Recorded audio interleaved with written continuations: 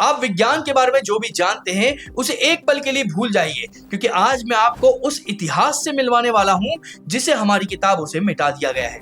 हम सोचते हैं कि एटम, सर्जरी, यूनिवर्स के रहस्य ये सब आधुनिक विज्ञान की देन है, लेकिन क्या हो अगर मैं आपसे कहूं कि ये सब झूठ है, और यही झूठ हमें हमारी असली विरासत की ताकत को समझने से रोक रहा है।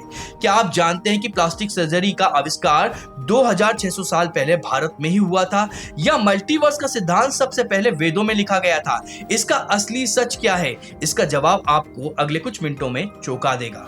इस वीडियो के बाद आप प्राचीन भारत को मिथकों की भूमि नहीं बल्कि वैज्ञानिक प्रतिभा का एक पावर हाउस मानेंगे। तो चलिए शुरू करते हैं सबसे बड़े सवाल से, यह ब्रह्मांड कैसे बना। आधुनिक विज्ञान हमें बताता है द बिग बैंग थ्योरी के बारे में। लगभग 13.8 अरब साल पहले एक बिंदु से एक महाविस्फोट हुआ और ब्रह्मांड फैलने लगा। यह सुनने में बहुत क्रांतिकारी लगता है ना? लेकिन रुकिए, हजारों साल पहले जब दुनिया को धरती के गोल होने पर भी शक था, हमारे ऋषियों ने ऋग्वेद में क्या लिखा था जानते हैं? उन्होंने लिखा था कि ब्रह्मांड एक चक्रीय प्रक्रिया है।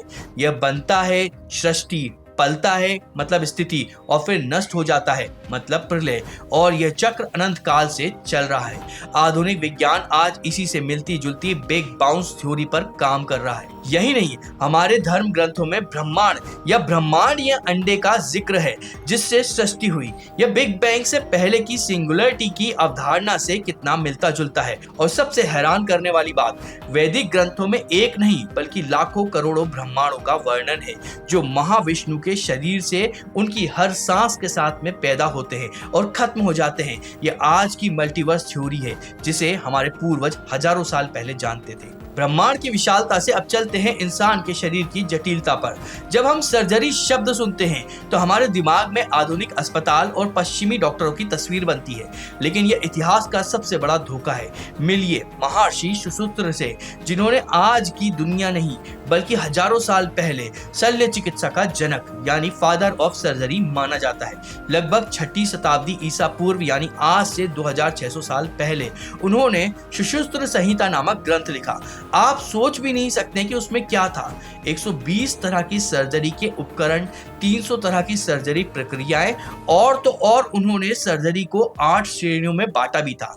आज की सबसे जटिल माने जाने वाली प्रक्रियाएं जैसे मोतियाबिंद की सर्जरी और नाक की प्लास्टिक सर्जरी महर्षि सुश्रुत अपने उस युग में करते आ रहे थे। सोचिए, एक ऐसा समय जब एनेस्थीसिया नहीं था, एंटीबायोटिक नहीं थे, तब एक भारतीय ऋषि ऐसी उन्नत सर्जरी कर रहे थे। यह सिर्फ ज्ञान नहीं था, यह एक चमत्कार था। मजा आया ना? अगर आप चाहते हैं कि हम ऐसे ही उस छुपे हुए ज्ञान को आपके सामने लाते रहे जिससे आपको गौरवान्वित महसूस हो, तो एक पल के लिए रुककर हमारे चैनल को सब्सक्राइब कर दीजिएगा, क्योंकि अगला खुलासा आपके होश उड़ा देगा। 19वीं सदी में जॉन डॉल्टन ने दुनिया को एटॉमिक थ्योरी दी और बताया कि हर पदार्थ छोटे छोटे कणों यानी एटम से बनता है। लेकिन उनसे लगभग 2500 साल पहले एक भारतीय ऋषि महर्षि कणाद ने अपने वैशेषिक दर्शन में अणु और परमाणु का सिद्धांत दे दिया था। उन्होंने यहाँ तक कहा था कि अणु भी परमाणु में विभाजित होते हैं, जो आज के सब एटॉमिक पार्टिकल मतलब प्रोटॉन, न्यूट्रॉन और इलेक्ट्रॉन की तरह ही है। और सिर्फ भौतिकी ही नहीं, गणित को भी देखिए। आज आपका स्मार्टफोन, कंप्यूटर, इंटरनेट, हर डिजिटल चीज जिस एक नंबर पर चलती है वो है शून्य। यह शून्य की खोज कहीं और नहीं बल्कि भारत में हुई थी। यह मानव इतिहास के सबसे बड़े आविष्कारों में से एक है, जिसके बिना आधुनिक तकनीक की कल्पना भी नहीं की जा सकती थी। सोचिए, जब दुनिया गिनती गिनना सीख रही थी, तब भारत में ऋषि मुनि ब्रह्मांड और परमाणु के रहस्य को सुलझा रहे थे और शून्य का आविष्कार कर रहे थे। यह लिस्ट यहीं खत्म नहीं होती है। प्राचीन ग्रंथों में विमान शास्त्र का उल्लेख मिलता है, जिसमें उड़ने वाले रथों और विमानों की तकनीक का वर्णन है। महर्षि भारद्वाज का वैमानिक शास्त्र राइड बंधुओं से सदियों पहले उन्नत वैमानिक की बात करता था। अगस्त संहिता में तो बिजली बनाने की विधि और इलेक्ट्रोप्लेटिक का जिक्र मिलता है, यानी बैटरी से किसी धातु पर सोने या चांदी की परत चढ़ाना। नालंदा और हड़प्पा जैसी जगहों पर खुदाई में मिली धातुएं 95 से 99% तक शुद्ध पाई गई हैं। यह दिखाता है कि उस समय का मेटलर्जी यानी धातु विज्ञान कितना उन्नत था। ये कोई कल्पना नहीं, ये वो सच है जिसे जानबूझकर हमसे दूर रखा गया। लेकिन यह सब देखकर एक सवाल मन में उठता है, अगर हमारा विज्ञान, तकनीक इतने ही उन्नत थे तो वो विज्ञान कहाँ खो गया? क्यों हमें अपनी ही विरासत को फिर से खोजना पड़ रहा है। हम जल्द ही प्राचीन हिंदू रस्मों के पीछे छिपे वैज्ञानिक अर्थ, कुल देवी देवताओं के रहस्य और बलि के असली मतलब पर भी वीडियो लाने वाले हैं। साथ ही हम सनातन धर्म के पूरे इतिहास और काल भैरव के अनसुने रहस्य पर से भी पर्दा उठाएंगे। और अगर आप इंतजार नहीं कर सकते हैं तो हमने सनातन धर्म के दूसरे रहस्यों पर से भी पहले पर्दा उठाया है और कई सारे वीडियो बनाए हैं। अगर आप चाहें तो आप हमारे चैनल पर जाकर उनको भी देख सकते हैं।